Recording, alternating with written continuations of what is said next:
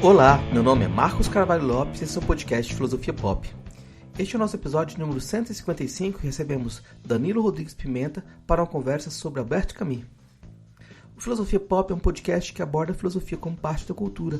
A cada 15 dias, sempre às segundas-feiras, a gente vai estar aqui para continuar essa conversa com vocês. Intercalando com nossos episódios normais, de quando em quando vamos apresentar episódios de entrevistas temáticas especiais. Você pode encontrar mais textos e informações no site filosofiapop.com.br. Temos página no Facebook, Instagram, perfil no Twitter e canal no YouTube. Nosso e-mail é contato@filosofiapop.com.br. Se gosta do conteúdo do podcast, apoie nossa campanha de financiamento coletivo no Catarse. O endereço é catarse.me/filosofia_pop. A contribuição mínima que pedimos é de R$5 mensais. Se não pode contribuir, ajude divulgando, comentando, indicando para amigos. Precisamos dessa força. Vamos então para a nossa conversa com Danilo Rodrigues Pimenta sobre Albert Camus.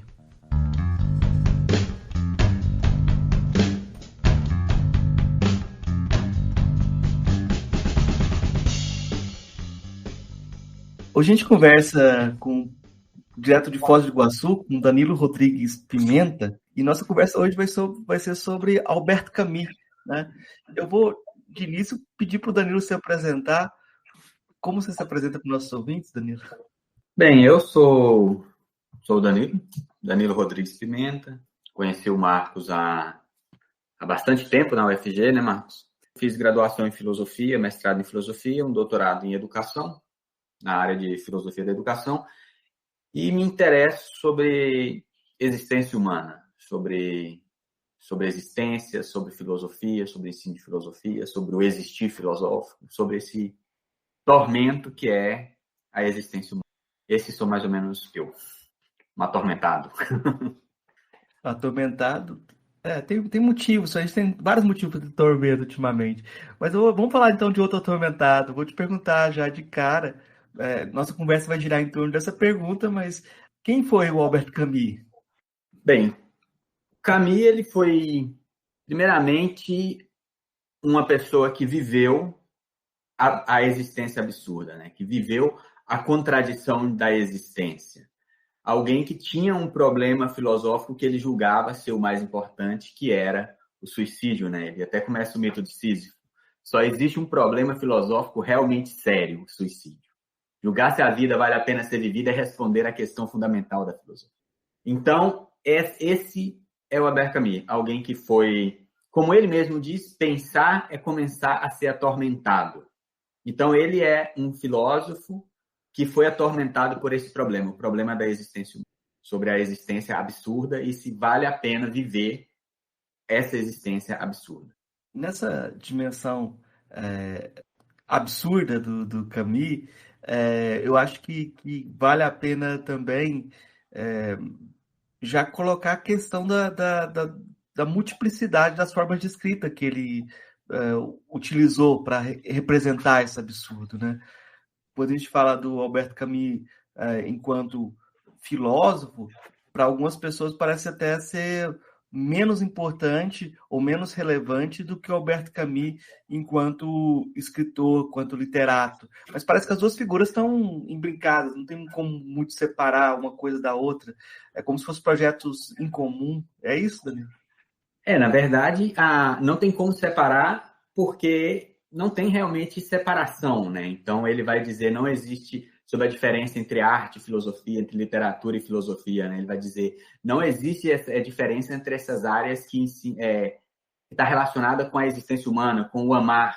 Então, não tem como separar o filósofo do literato, né? Ele mesmo vai dizer, a filosofia ele faz uma filosofia posta em imagens, né? Outros filósofos vai falar que o cinema pensa, o teatro pensa. O Camus ele vai falar a minha filosofia é feita em imagens, né? Então, se você quer ser filósofo, escreva romances. E a maneira que ele escreve filosofia é uma maneira também muito gostosa. Ele escrevia muito bem, também foi jornalista, diretor de teatro. Então, ele escrevia muito bem. Ele não escrevia com essa carga erudita. Até porque, para um filósofo que está convicto da falta de sentido da vida, não faz sentido você escrever um livro erudito.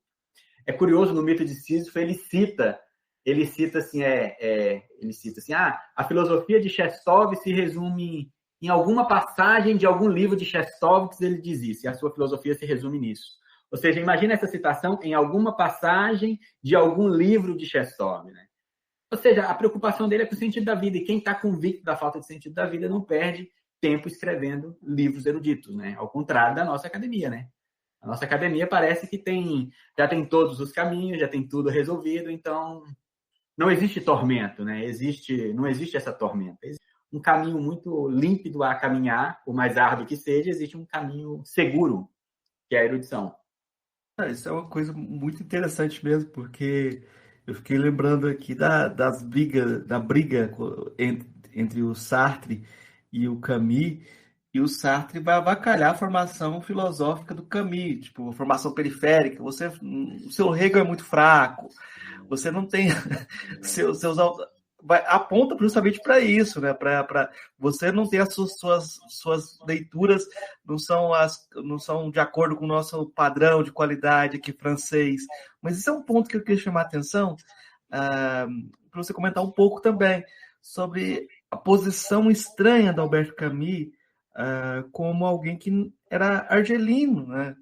Alguém que não pensava a partir da metrópole inicialmente, pensava na língua francesa, mas tem uma ambiguidade, tem um absurdo aí também, né?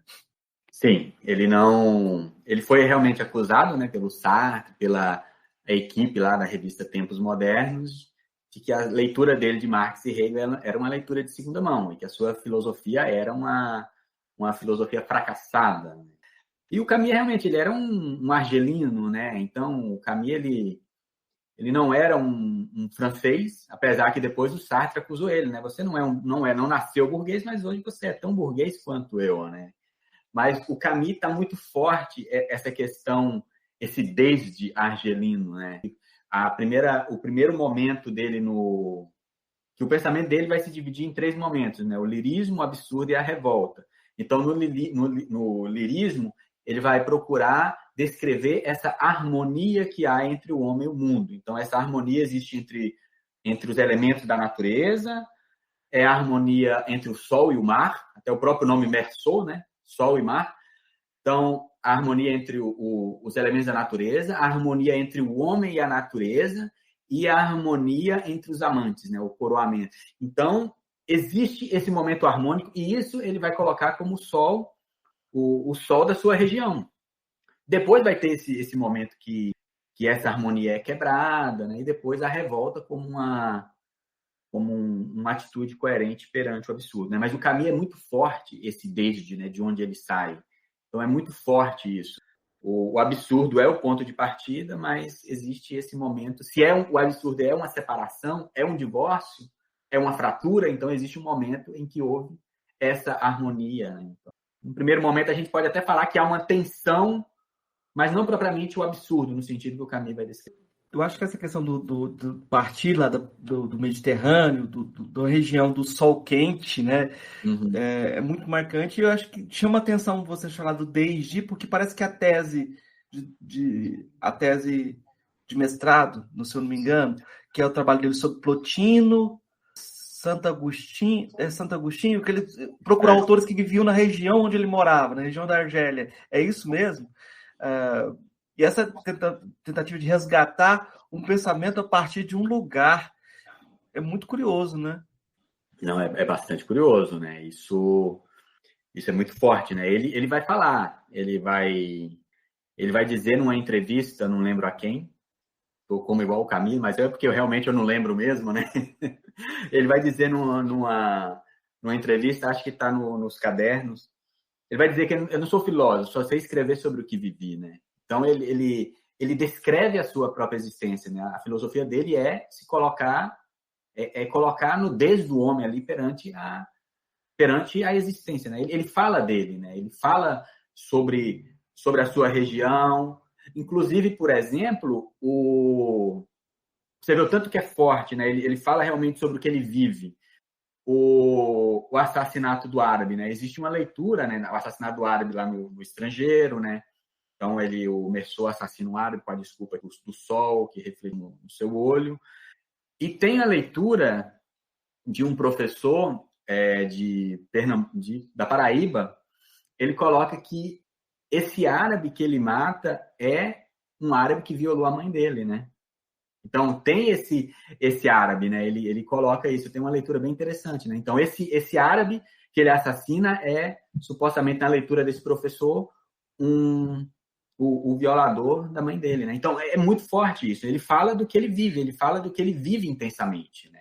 Então, quando ele inicia o mito de Sísifo,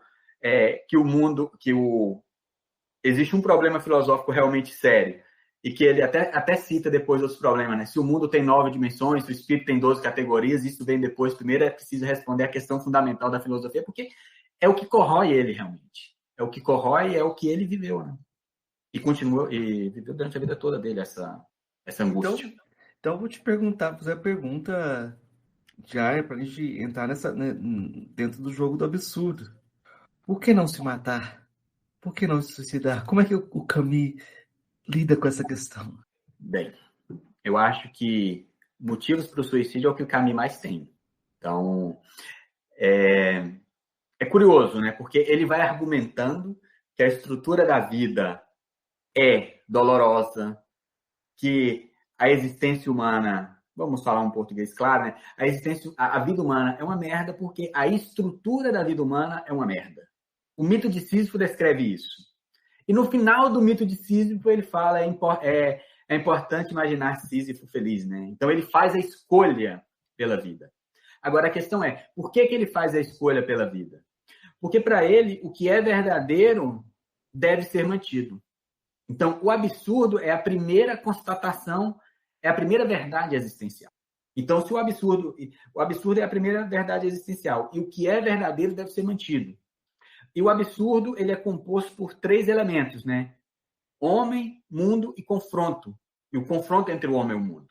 Então, na filosofia do Camus, é muito claro essa referência ao cristianismo, né? Inclusive, ele chama de singular trindade, né? Homem, mundo e o confronto. Então, você não pode eliminar o absurdo eliminando o homem. Se você elimina o homem, você elimina a trindade. Aí a gente pode pensar o primeiro texto dele lá, né? Sobre o cristianismo e Agostinho. Então, para o Camus é uma escolha. O que é verdadeiro deve ser mantido, e o suicídio elimina esse confronto. Então, você pode eliminar o homem. Se você eliminar o homem, a sua própria existência, você elimina um dos termos da trindade, elimina o confronto. Mas eu também posso eliminar por meio não do suicídio físico, mas do suicídio filosófico, que é um salto a uma realidade superior, a outra instância. Então, eu elimino não o homem, mas elimino o confronto. Coloco Deus na história. Porque aí, se eu coloco Deus na história, tudo está resolvido. Aí a vida tem sentido, a vida vale a pena ser vivida e vamos ser felizes nessa lógica, né? Mas aí você elimina também o confronto. Então, ele faz também essa diferença, né, do suicídio físico e do suicídio filosófico. Ambos eliminam a trindade, né? Um dos termos da trindade. Então, para ele, é uma escolha. É uma escolha manter a vida. Por mais dolorosa que seja, né? E a única possibilidade dessa escolha ser feita autenticamente é aceitando o absurdo, né? Exatamente. É aceitando o absurdo, e aí é onde vai entrar a questão da revolta, né? Porque você vai aceitar o absurdo, vai aceitar a sua condição humana, mas você também tem também uma revolta contra essa condição ontológica. Há uma revolta dessa condição. Então, assim, existe a revolta em relação ao absurdo também. Não é só uma pura aceitação. Então, existe uma indignação da condição de homem, né? Que o Camus vai chamar de pecado sem Deus, né? O absurdo é também uma espécie de pecado sem Deus. A obra do Camus está cheia desses termos, né? Singular trindade, pecado sem Deus.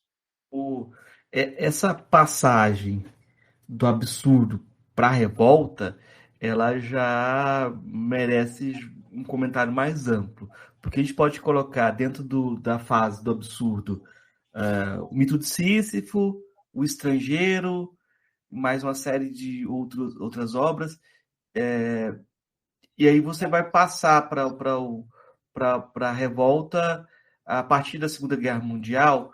Uma das críticas que faziam ao Camus é que o absurdo levava à paralisia, né? Uhum. E enquanto o Sartre falava sempre do engajamento necessário, né? Só que quando estoura a guerra, o Camus se engaja da forma que é possível para ele, porque ele era doente, então ele não podia para ele faz os jornais e tal e tenta levar o Sartre. Quem estava paralisado era o Sartre, de certa forma, né? E eu acho que aí tem uma relação muito forte entre os dois, mas é como se houvesse até uma troca de posição, né? Quem na prática é engajado é o Camus e o Sartre vai juntos, depois eles trocam de lugar.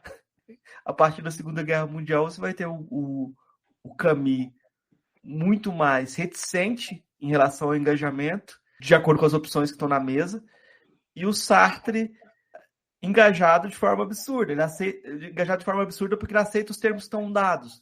Ele tem que escolher entre os termos que estão dados, né? Tem um termo que o Camus usa para o engajamento que eu acho bem interessante, né? Ele usa na questão da parte da estética, que é o termo embarcamento, né? Ele não usa engajado, né?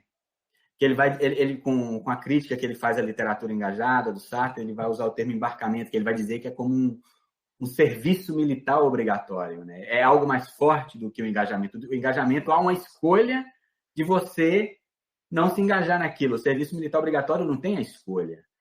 Então, com relação à nossa condição humana, você não tem a escolha de não se revoltar perante a nossa condição humana, perante as atrocidades que estavam acontecendo na Segunda Guerra. Você não tem a escolha de se calar, entende? Então, é um serviço militar obrigatório, né? A consciência, ele vai dizer, tem um momento imprevisto que a consciência se desperta. Então, a gente tem uma vida mecânica e em um momento qualquer, a consciência absurda se desperta. E essa consciência é definitiva. E essa consciência leva a esse embarcamento, a essa revolta contra a condição. E é definitivo, não tem volta. Não tem volta, né? Então, não é um engajamento que você tem o direito de escolher não ir. Não, é um embarcamento mais pesado, né? É um serviço militar obrigatório. Não tem como você não se calar perante as atrocidades que estão acontecendo. E ele vai falar sobre isso também, sobre o papel do artista. Não tem como o artista se calar diante do que está ocorrendo. Existe uma criação que é, ao mesmo tempo, solitária, quando você cria, mas, ao mesmo tempo, ela é solidária, né? Então, existe esse caminho, né? Do eu, o mitoticismo está centrado no eu, a minha existência, é a minha vida que não tem sentido, e aí, no outro momento, é a nossa vida, né? A vida do outro tem sentido? Se a minha vida não tem sentido, vale a pena... a lógica do absurdo vale a pena... a lógica do absurdo conduz ao suicídio, é a minha vida no mitoticismo. O homem revoltado já não é o eu, é o nosso. Então, aí já não é a questão do suicídio, é a justificativa do assassinato, entende? E aí, perante as atrocidades, o homem tem que se embarcar nessas situações aí. O homem, o artista, o jornalista que ele foi, o diretor de teatro. Nessa passagem do eu para o nós, tem essa transição também da questão por que eu não me mato, para a questão por que o Estado tem o direito de matar alguém. Muito interessante as críticas que faziam o individualismo dele e como elas são respondidas, de certa forma, com a peste, né? Porque a peste você vai ter essa dimensão de solidariedade presente, né? E o livro A Peste ficou muito na moda agora, na época da pandemia, todo mundo voltou a falar do livro do Camus, e eu sempre, toda vez que eu ouço falar da peste e a solidariedade final, esse tipo de engajamento final, tem uma dimensão solidária ali. Não posso deixar de lembrar do contraponto do Saramago, do ensaio sobre a cegueira, que parece ser uma peste sem redenção, né? Essa questão da peste da solidariedade é muito curioso, né? E a gente pode pensar hoje, né? Passando por toda essa pandemia, né?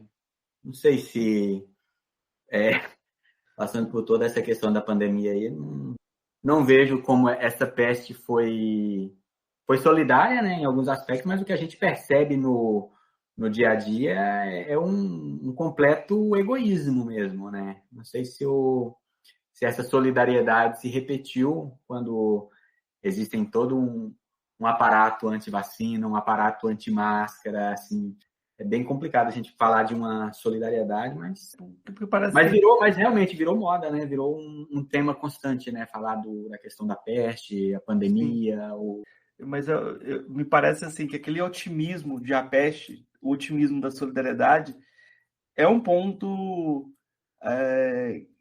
que você vê com certa reticência, a gente acaba vendo com certa reticência esse otimismo do Camus em relação à humanidade, porque parece que ele aposta que quando todo mundo vê que a coisa vai ferrar, as pessoas vão se apoiar. É uma aposta muito absurda. É um otimismo necessário, talvez, para ele, né? Vai por aí, né? Parece que é um otimismo assim. Eu preciso acreditar nisso, mais do que eu acredito nisso. Uhum. Sim, quando a gente pega o mito de Sísifo também, né? Ele fala, é preciso imaginar Sísifo feliz, né? Esse otimismo, né? Poxa, apesar de tudo isso, vamos viver e é preciso imaginar Sísifo feliz, mas me parece que a pergunta mesmo deveria ser se é possível imaginar Sísifo feliz. Eu acho que a pergunta deveria ser outra, né? Porque ele mostra a vida inteira a condição humana, e no final ele conclui que é preciso imaginar. Eu acho que talvez se ele colocasse se é possível imaginar, porque a felicidade também está em relação com a harmonia. A felicidade é a harmonia que foi quebrada. E a revolta é essa busca de restabelecer essa harmonia que não é reestabelecida. Então, assim, eu acho que ele é esperançoso, né? Ele é uma pessoa esperançosa, né? Eu sou um pouco mais pessimista. Eu acho que a esperança dele na dimensão pública, ela é otimista de um jeito que hoje parece não ter tantos adeptos. Eu estou pensando aqui no romance do Ian McEwan chamado Sábado, que ele descreve uma situação depois de um atentado terrorista, mas tem uma passagem que um jovem fala assim: quando eu penso no aquecimento global, nas questões grandes, nas questões políticas, tudo vai mal. Mas quando eu penso no final de semana com minha namorada, em esquiar na neve, não sei, tudo faz sentido. Então, o meu lema vai ser: vamos pensar pequeno. Ele reconhece o absurdo, mas a solução para ele é o mergulho alienado na vida privada. E parece que essa é a solução mais comum, é a solução mais feliz. E é uma solução, talvez, de um Sísifo feliz, mas um Sísifo individualista, né? que talvez seja o que é a regra geral, né? Me parece que a decepção, me parece que a decepção é coisa dos afirmativos, né? Se a estrutura da vida é absurda e você não tem esperança, você não tem por que se decepcionar. Então, a decepção ela é coisa dos afirmativos.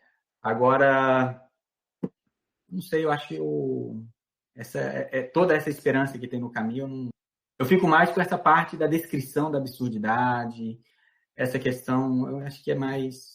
Para mim faz mais sentido essa parte. Para mim faz mais sentido. Essa fratura que ele descreve muito bem. Você não vê uma quarta fase no Camus com a queda e o último homem, os trabalhos que ele deixou incompletos? Não parece que existe uma tentativa de construção de um outro caminho ali, não? Como é que você vê essa fase final do trabalho dele? Parece que tem alguns estudiosos que falam que há iniciando um quarto ciclo, né? O lirismo, o absurdo, revolta e talvez a esperança, o amor seriam um quarto ciclo que ele não chegou a concluir. Então tem estudiosos que vão para essa área que defendem isso, né? Mas me parece que sim, me parece que tudo caminha dessa maneira também. É muito forte essa questão da esperança. Então ele vai dizer que no Avesso Direito, né? Ele fala que a principal é a obra de onde ele tira toda a sua fonte, né? Então esse primeiro ciclo me dá a impressão também que ele pretende voltar, né? Apesar que aquela morte dele também foi bem estranha, aquele acidente dele, né? Não, explica para o nosso ouvinte o que aconteceu com o Camille, que talvez ele não... Ah, sim, o Camille, ele ia viajar, comprou a sua passagem de trem. De última hora, ele foi com o Gallimard, com seu editor, né, da editora, foi com seu editor de carro e morreu com a passagem de trem no bolso, né? Teve um acidente e bateu numa árvore ali. Então, parece que o local não era um local muito comum de acidente, né? Por outro lado, ele não estava sozinho também, né? Tinha o editor dele, né? Então, mas foi uma morte absurda, né? Ele de última hora decidiu não ir de trem e morreu com o primeiro homem no bolso, né? Que é um livro autobiográfico, né? Morreu com esse livro incompleto que depois foi publicado. Como é que você leva o absurdo para a sala de aula? O absurdo está em tudo, viu? O absurdo está em tudo. Então, vamos pensar, por exemplo, o ensino de filosofia. Entendeu? O que é o que impede a gente de ver o absurdo? Essa vida maquinal. Então, ele dá exemplo lá. Acordar, bonde, escritório, trabalho, segunda, terça, quarta, quinta, sexta e sábado, no mesmo ritmo. Então, tem um dia que a consciência se desperta. Ou seja, essa vida maquinal que nos impede de ver a absurdidade da existência. A gente vive, está acostumado a viver. Viver é um hábito. O Camus vai dizer tudo é uma questão de hábito e viver é um hábito. Raras vezes questionamos esse hábito de viver, raras vezes questionamos a existência, se ela vale a pena ser vivida, apesar de todo mundo já pensar alguma vez se ela vale ou não a pena ser vivida. E esse hábito, por exemplo, se a gente pega, por exemplo, os nossos cursos de filosofia, as nossas graduações, o ambiente universitário é um ambiente marcado por essa vida maquinal. Levantar, ir para a universidade, publicar seu artigo, fazer o parecer sobre um dossiê tal, parecer do artigo, reunir com orientando, entrar lá na plataforma Sucupira, quem faz essa beleza de trabalho. Ou seja, a vida acadêmica está cheia de hábitos maquinais. A nossa vida está cheia de hábitos maquinais. A vida acadêmica é marcada pelo absurdo. Entendeu? Há uma fratura, né? O absurdo é o quê? É essa fratura entre o homem, entre o ator e seu cenário, entre o homem e o mundo. E se a gente pensa no caso do ensino de filosofia, há essa fratura entre o ambiente universitário e o ato de ensinar. E ensinar filosofia filosoficamente. Então, há um absurdo aí. Entendeu? Então, acho que a gente pode perfeitamente pensar a nossa relação com o ensino marcada por esse absurdo, marcada por esse divórcio, em busca dessa harmonia perdida ou em uma possível harmonia que as pessoas, que muitos não chegam a enxergar o absurdo porque está mergulhado nessa vida maquinal. Então, assim, o absurdo está em tudo, entendeu? Falei do ambiente universitário, mas a gente pode pensar a escola, pode pensar uma pessoa que tem um trabalho maquinal, não sei, fazendo outras coisas, né? Um motorista de ônibus circulando, andando. O absurdo está em tudo, né? A gente não percebe, a gente não reflete sobre o absurdo.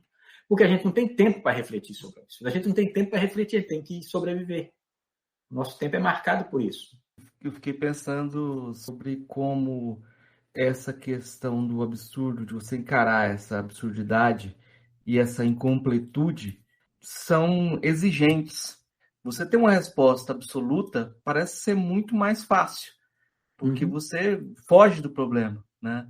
Você foge do problema. E talvez na situação geral que a sociedade está hoje, exigir das pessoas que elas encarem esse absurdo de uma forma construtiva ainda, parece ser muito, muito mais difícil, porque a saída mais fácil é ter uma teoria, ter uma verdade. Falar, não, minha verdade é essa, né? O que é para você, e eu estou perguntando já para você, o suicídio filosófico? O suicídio filosófico, para mim, é exatamente o que você falou aí. É essa fuga. é eliminar um problema. O suicídio filosófico, no caso do Camus, é você coloca Deus na história, você resolve um problema. Você coloca Deus, você elimina o problema da ausência de sentido da vida. O suicídio filosófico, para mim, é a eliminação do problema. Não existe filosofia se não tem problema, né? O problema é aquilo que te força a pensar. E existe a eliminação do problema. Então, para mim, o suicídio filosófico é quando você, por exemplo, abraça uma metodologia de leitura, acreditando que esse é o caminho para fazer filosofia, e você substitui as suas inquietações pela estrutura interna de um texto. Acho que o suicídio filosófico, para mim, é quando você elimina um problema escolhendo o mundo da carreira e da repetição. Entende? Eu acho que, para mim, esse é o suicídio filosófico. E aí, do lado do suicídio filosófico, também tem o heterocídio filosófico, né? Que nem sempre é o aluno que se suicida, né? Às vezes também a imposição vem de fora. A imposição vem do professor. E aí é onde eu tenho uma coisa que eu não sei resolver, que é qual a diferença entre o heterocídio e o suicídio? Porque, qual é o limite? Porque ao mesmo tempo que existe uma imposição para um heterocídio filosófico, existe alguém que abraça aquela imposição. Então, para mim, também tem um problema que é qual o limite, se é que tem limite, entre o suicídio filosófico e o heterocídio filosófico. Se você vive numa sociedade absurda, ser acusado de absurdo não parece ser um problema também. Você acaba normalizando coisas que o Camus falava muitas vezes sobre a infância, sobre as coisas que ele fazia relações entre as práticas de vida dele e a filosofia dele. E uma das coisas que ele fala é que ele aprendeu muito sobre filosofia jogando como goleiro no futebol. Eu queria que você comentasse um pouco sobre isso. Olha, essa parte dele, eu já vi algumas coisas, inclusive tem no YouTube, né? O Caminho no Estádio de Futebol. Tem ele lá, torcendo. Agora, eu não sei, assim, como o que poderia falar sobre isso. Não, sinceramente, eu não sei, mas é curioso, né? Eu acho interessante, porque quando você pensa na posição do goleiro, né? O goleiro é o solitário da jogada, né? Do jogo de futebol. E ele acaba sendo ele tem um jogo à parte. Né? E ele pode fazer um monte de grandes defesas e levar um frango. Ele está sempre no fio da navalha, né? Em relação à atuação, né? Você nunca pode dizer que o goleiro jogou bem antes do final do jogo, né? Então, eu acho que tem uma coisa aí interessante. Quando você pensa na educação, Albert Camus, como trazer o Albert Camus para a sala de aula? Você não pode ter uma metodologia a partir do Albert Camus. O caminho é promover um tipo de sensibilização? Como é que você... Qual o procedimento que você usa? Existe algum procedimento?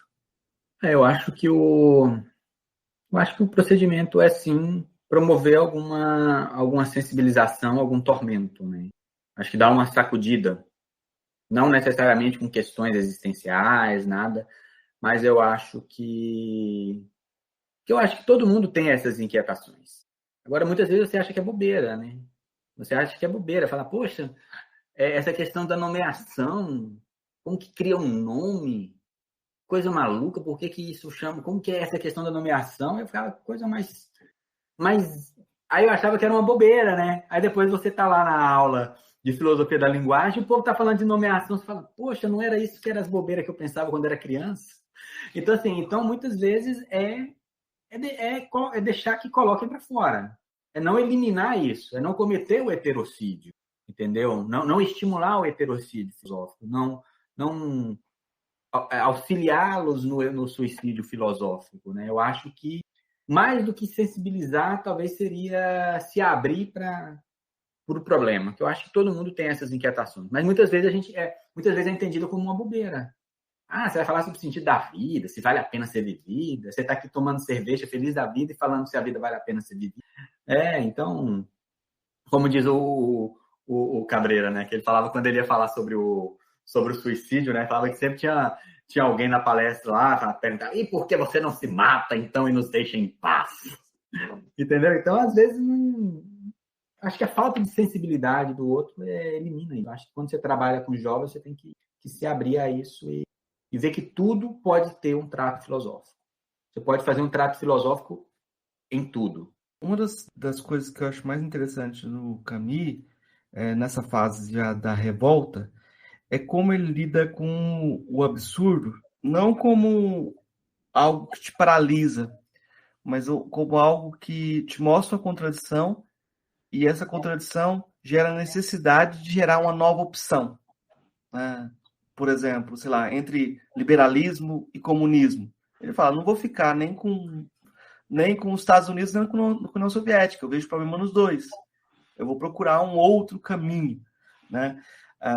É como se toda a situação contraditória, aquela coisa, você tem que escolher um lado, ele se desvia disso, né? Ele se desvia de um modo criativo disso também. E nesse sentido, eu acho ele muito próximo do pragmatismo, né? Como é que você vê? Faz sentido essa aproximação? Eu acho que sim. Acho que o Camus ele tem uma filosofia prática, né? Ele, quando ele fala assim, eu só sei escrever sobre o que vivi, ao mesmo tempo é resolver problemas práticos, né? Resolver problemas práticos e ao mesmo tempo definitivos, né? A questão do suicídio é um problema prático, existencial, urgente e sem volta. A filosofia dele é uma filosofia sem volta, uma filosofia que exige esse engajamento, que exige essa questão prática, né? Ele fala sobre o homem de carne e osso e quer resolver problemas concretos, né? Ele não fica na elaboração conceitual, na mera elaboração conceitual. Não que isso não tenha valor para ele, mas o que interessa mesmo é o homem de carne e osso, são os problemas concretos e a vida prática. Algumas posições dele são controversas e merecem ser lembradas. Por exemplo, a posição dele na luta pela independência, mais preocupado com a mãe dele do que com... Como é que você vê? Eu queria que você descrevesse a posição dele e como é que você avalia essa posição dele. Foi uma derrapada dele? Ou é algo justificado? Eu não li essa parte da questão essa questão com a mãe dele, não. É que quando perguntavam para ele sobre a posição na Guerra da Argélia, ele sempre falava defendia uma saída pacífica, né? Uhum. Ele sempre falava, não, eu prefiro que haja mais conversação. É que eu estou mais preocupado com a situação da minha mãe. Uhum. Eu acho que eu tenho que me preocupar com isso, né?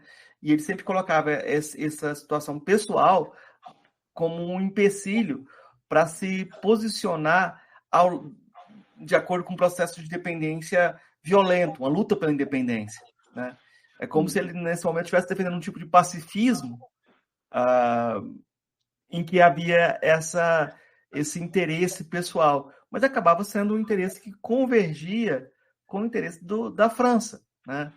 Então, era muito mais palatável o Camus do que o Sartre, em relação a essa...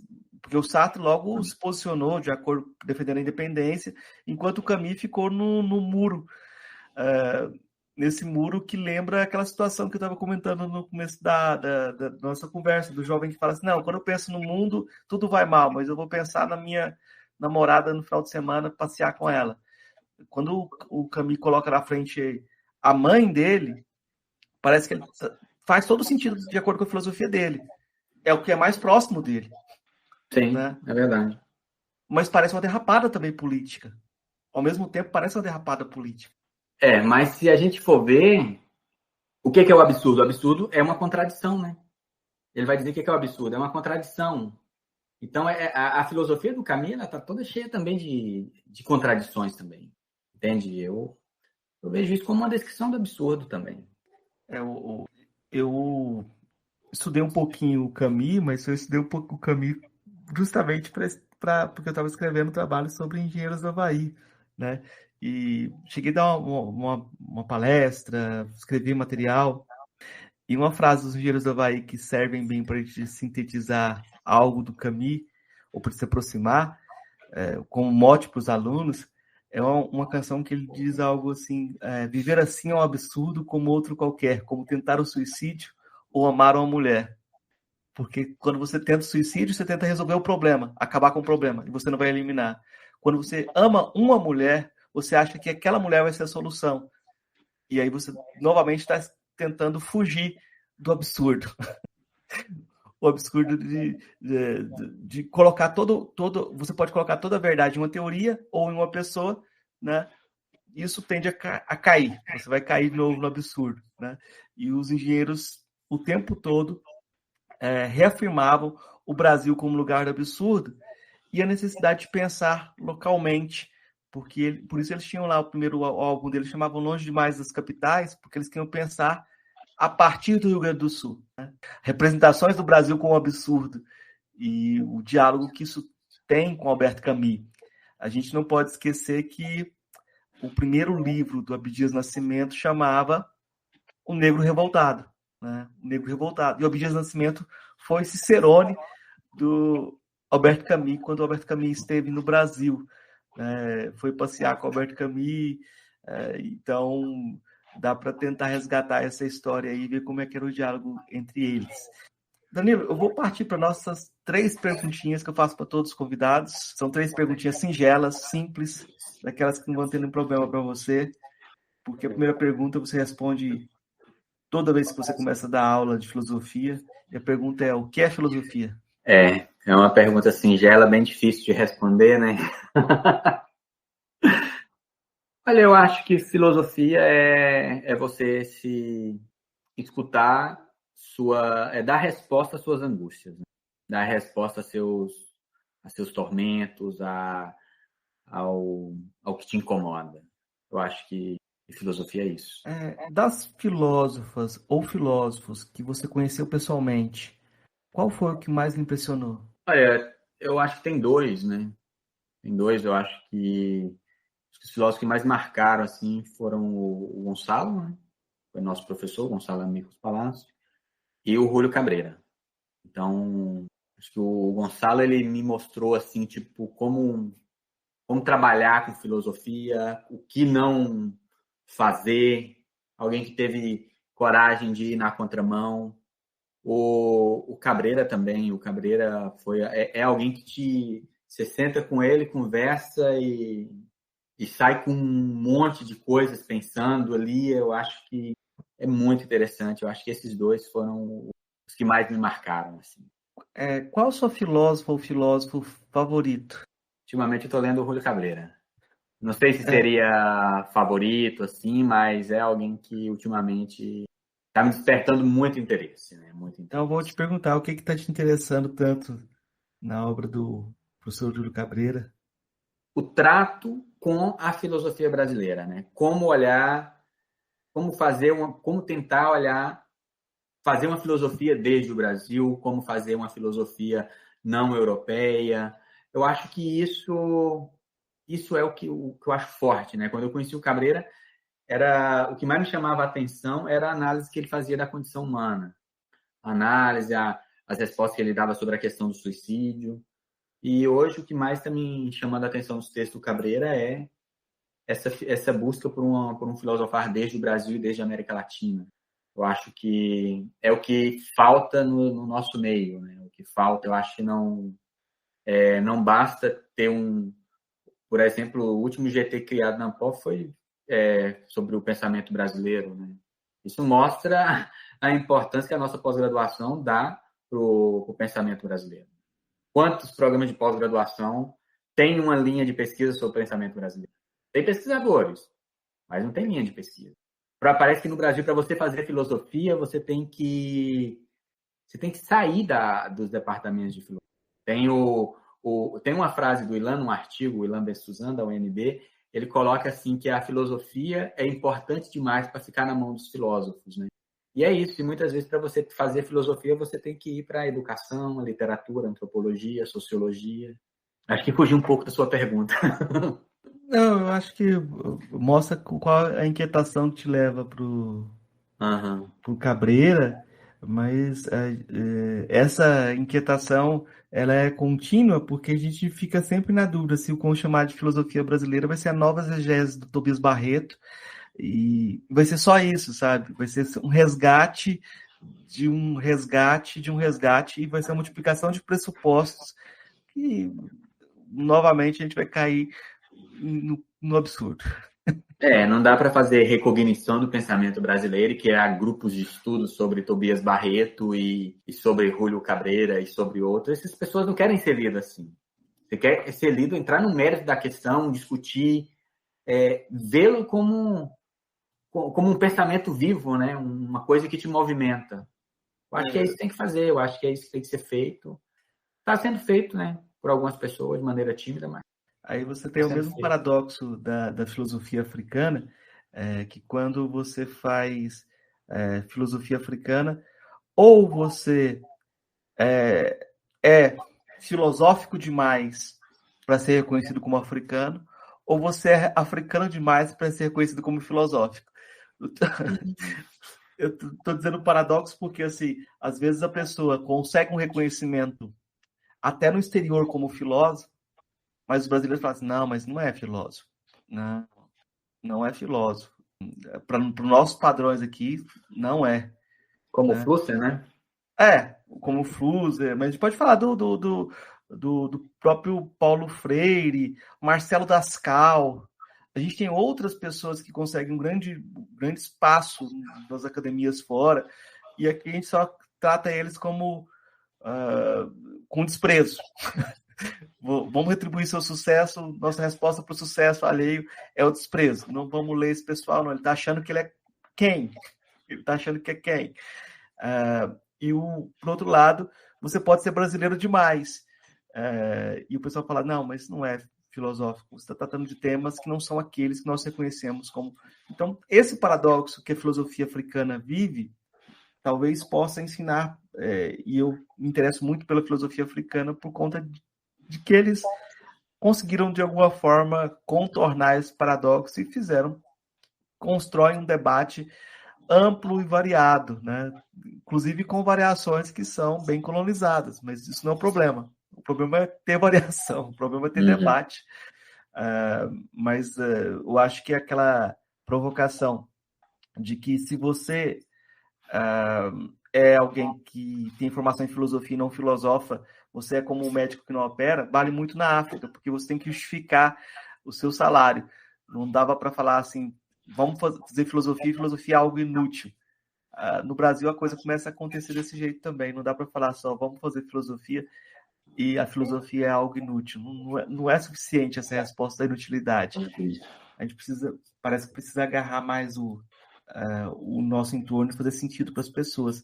Mas vamos lá, eu queria te pedir indicações, Danilo. O que você indica para nossos ouvintes de leitura, filme, música, o que você quiser indicar?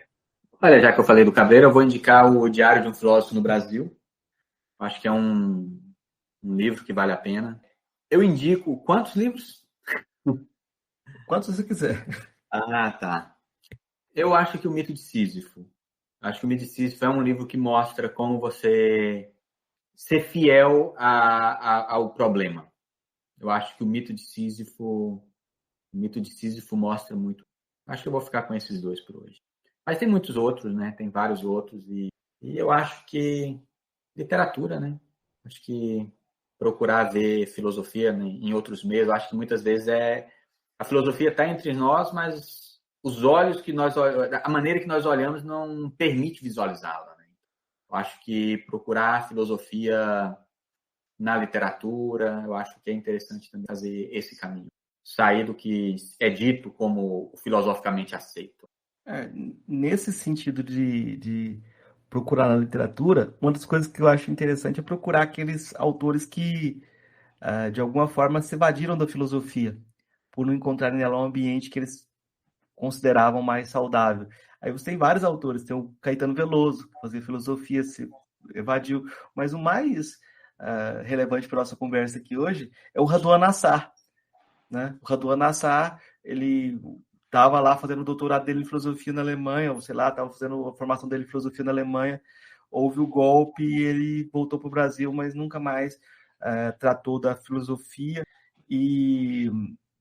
Mas mesmo assim, você pode ler os romances dele e sempre você vai encontrar lá ecos do escritor preferido dele, que é Albert Camus. E, inclusive, em expressões como a textura do silêncio. Ele está sempre tentando traduzir a textura do silêncio.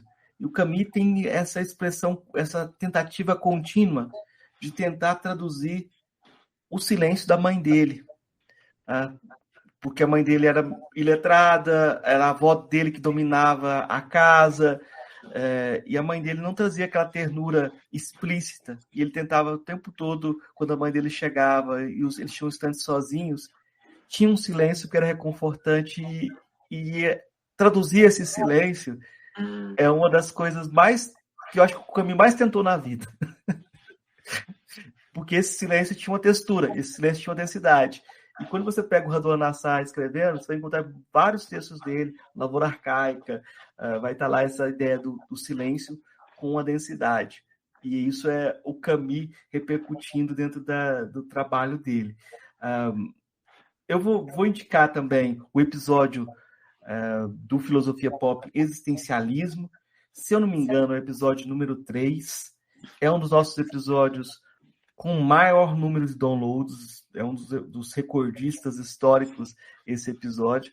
Então, se você for lá, você vai encontrar uma visão geral aí do que é o existencialismo. E vou indicar aqui um disco dos Engenheiros do Havaí, um disco chamado Papo é Pop, né? Aí você pode perguntar o que tem a ver com Albert Camus. E aí eu vou explicar aqui. É o seguinte, o Papo é Pop é um álbum que os engenheiros fizeram na época em que eles estavam fazendo campanha para o Brizola, né? O Brizola era candidato nas eleições de 89, os engenheiros foram fazer campanha para o Brizola. Mas a referência do Papo é Pop tem duas referências interessantes para pensar. O Papa João Paulo II, que veio para o Brasil e foi tomar chimarrão, né? Então, o Papa estava fazendo publicidade, né? Tomando seu chimarrão, mas a referência literária é a queda do Albert Camus. No romance, o romance brevíssimo, genial do Albert Camus, A Queda, tem uma passagem que ele fala de um campo de concentração na Espanha. O personagem está dentro de um campo de concentração na Espanha e alguém começa a tratá-lo de forma diferenciada, como se ele fosse alguém superior. E de início ele rejeita esse tratamento, né? Mas aos poucos, quando as coisas vão raliando, ele começa a aceitar esse tratamento, né? É como se ele fosse o papa do campo de concentração, né? E ele vai aceitando esse tratamento até que tem só uma poça d'água e ele manda as outras pessoas não deixarem beber daquela água, que a água é dele. E ele fala, não, até o papa peca, até o papa comete pecados. Aí você tem essa referência do papa pecando, do Papa caindo no pop. E dentro desse álbum, os engenheiros fizeram essa brincadeira colocando duas músicas com a mesma melodia. A música chama O Papo é Pop e a outra música chama Perfeita Simetria. Uma está do lado A e a outra está do lado B. A primeira fala do consumo. Você procura no consumo uma redenção. Então você vai comprar algo para te completar. Isso, de novo, é absurdo, porque nunca você vai se sentir completo, né? Então, a canção O Papo é Pop, ela vai falar dessa tentativa de redenção pelo consumo. Só que do outro lado do álbum tem uma música com a melodia idêntica e que chama Perfeita Simetria. E ela fala da redenção na busca de um amor, né? Se eu não me engano, a Perfeita Simetria começa: toda vez que toco o telefone, eu penso que é você. Toda vez eu estou pensando na pessoa e ela que vai me redimir, né? E eu quero voltar para aquele momento em que nada nos dividia, que a gente era completo. A grande sacada do Camus é falar que a gente nunca vai ser completo. A gente vai sempre ser fraturado. A gente sempre vai ser incompleto. E encarar essa incompletude é encarar o absurdo, né? Tentar fugir dessa incompletude também é absurdo, né? Então, essas duas canções do Engenheiros do Havaí, elas se complementam, de certa forma, mas elas foram feitas como, não por acaso, com a mesma melodia, porque é como se o que vende mais fácil no mercado, essa ideia de amor que te complementa, é o que te vende mais no mercado, né? Então, a gente tem uma simetria estranha entre filmes de guerra, né, e canções de amor, né? Você está sempre tentando vender uma completude de alguma forma, né? Então, essa é a outra dica, né? Não por acaso os críticos não gostaram desse álbum do Engenheiros do Havaí. Eles falaram, não, os caras são tão preguiçosos que, ao invés de fazer uma outra melodia, fizeram igual. Então, os críticos estavam certos. O pessoal era bem preguiçoso mesmo. Danilo. Só uma coisa, Marcos, eu acho que você deve soltar o seu livro logo, viu? Sobre Engenheiros do Havaí, né? Danilo, por favor, você tem um espaço livre para divulgar o que você quiser divulgar, falar do que você está pesquisando, deixar o seu recado final, agradecendo sua presença e esse diálogo de hoje. Divulgar? Bem, já que eu acho que eu fui um pouco injusto quando eu falei só de 2 autores aqui, né? Na verdade, falei de 3, né? Quando você falei do Camus, do Cabreira, do Gonçalo, então eu acho que faltou falar de um, né? Eu acho que é um filósofo que eu conheci, é alguém que escreve com uma dinamite na mão, que é o Murilo Seabra, né? Então, é alguém que também merece ser lido, discutido. Inclusive, tem um episódio do Murilo Seabra no Filosofia Pop, então eu também recomendo. E é alguém que merece ser lido e é alguém que nos próximos anos eu quero me dedicar, nos próximos meses, talvez, me dedicar à leitura mais atenta da obra dele. Ele está agora com 2 livros recentes, né? E que são livros que, com certeza, merecem ser lidos e discutidos de maneira séria. É isso, Danilo. Muito obrigado, então, valeu. Eu que agradeço. Ei, gostou do nosso episódio? Apoia a gente lá no Catarse, é só R$5 por mês, o preço de um cafezinho. Ajuda a gente a continuar divulgando a filosofia no Brasil. catarse.me/filosofia_pop.